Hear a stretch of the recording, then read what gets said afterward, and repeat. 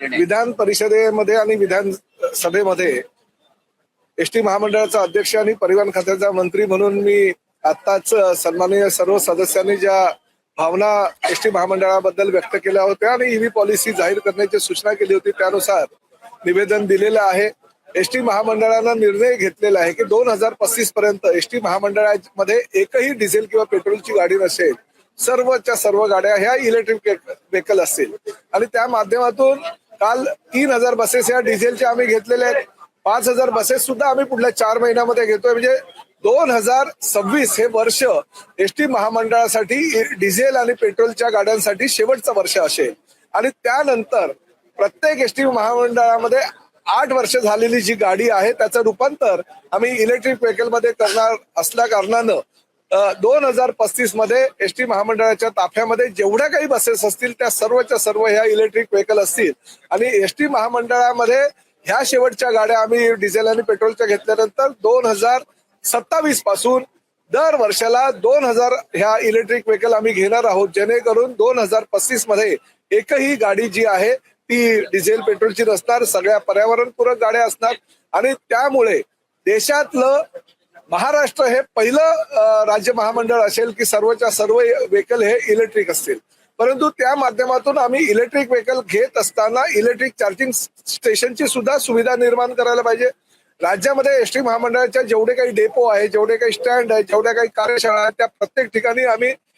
Electric व्हेकलसाठी आमच्या ज्या स्वतःच्या गाड्या आहेत त्यासाठी चार्जिंग स्टेशनची निर्मिती मोठ्या प्रमाणात करतोय। काही चार्जिंग स्टेशन आम्ही एसटी महामंडळाच्या खर्चात करतोय तर काही चार्जिंग स्टेशन आम्ही पीपीपी तत्वावर करतोय। कालच राज्याच्या मुख्यमंत्र्यांना आम्ही एक निवेदन दिलं आणि त्या निवेदनाच्या माध्यमातून राज्यामध्ये ज्या ज्या ठिकाणी पीडब्ल्यूडीचे ब्रिजेस आहेत, एमएसआरडीसीचे ब्रिजेस आहेत, एमएमआरडीएचे ब्रिजेस आहेत, काही महापालिकांचे ब्रिजेस आहेत, त्या ब्रिजेसच्या खालची जागा फक्त आणि फक्त चार्जिंग स्टेशनसाठी राखीव ठेवावी आणि त्या सर्व जागा ज्या आहेत त्या एसटी महामंडळाकडे चार्जिंग स्टेशनच्या निर्मितीसाठी द्यावा असा प्रस्ताव दिलेला आहे। त्यांनी माननीय मुख्यमंत्र्यांनी चीफ सेक्रेटरीला तशा सूचना केलेल्या आहेत आणि त्यामुळे आम्ही ज्या इलेक्ट्रिक व्हेकल आमच्या आहेत त्या तर चार्जिंग करूच, परंतु नवीन जे ग्राहक आहेत फक्त आणि फक्त चार्जिंग स्टेशन नसल्या कारणाने इलेक्ट्रिक व्हेकल घेत नाहीयेत त्यांना सुद्धा त्या चार्जिंग स्टेशनचा फायदा होईल आणि ते सुद्धा आम्ही लवकरात लवकर ती योजनेची अंमलबजावणी करतोय। ह्या चार्जिंग स्टेशनसाठी वीज लागणार आहे, पूर्ण त्या विजेची निर्मिती ज्या ज्या ठिकाणी एसटी महामंडळाच्या जागा आहेत त्यामध्ये छतावर आम्ही सोलरच्या माध्यमातून वीज निर्मिती करतोय। एसटी महामंडळाच्या ज्या मोठ्या जागा आहेत आणि गावाच्या बाहेर आहे ज्या ठिकाणी एसटी स्टँड वगैरे नाही परंतु एसटीच्या मालकीच्या ज्या जागा आहेत त्या ठिकाणी सोलर निर्मिती आम्ही करतोय। आजच्या तारखेला 12 मेगावॅट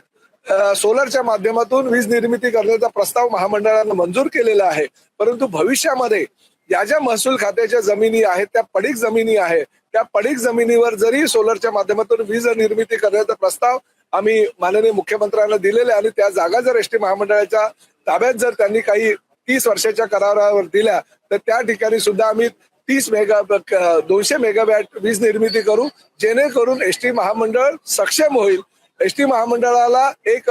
स्वतंत्र स्रोत निर्माण होईल आणि एसटी महामंडळाच्या माध्यमातून राज्यामध्ये इतर गाड्यांना सुद्धा आम्ही ही वीज निर्मिती आणि त्याचबरोबर इलेक्ट्रिक व्हेकल साठी लागणारी जी चार्जिंग स्टेशनची सुविधा ती सुद्धा देऊ शकतो। CEN न्यूज देश प्रदेश की ताजा तरीन खबरों के लिए CEN न्यूज को सब्सक्राइब करें और रहें पल पल की खबर से हर पल बाखबर।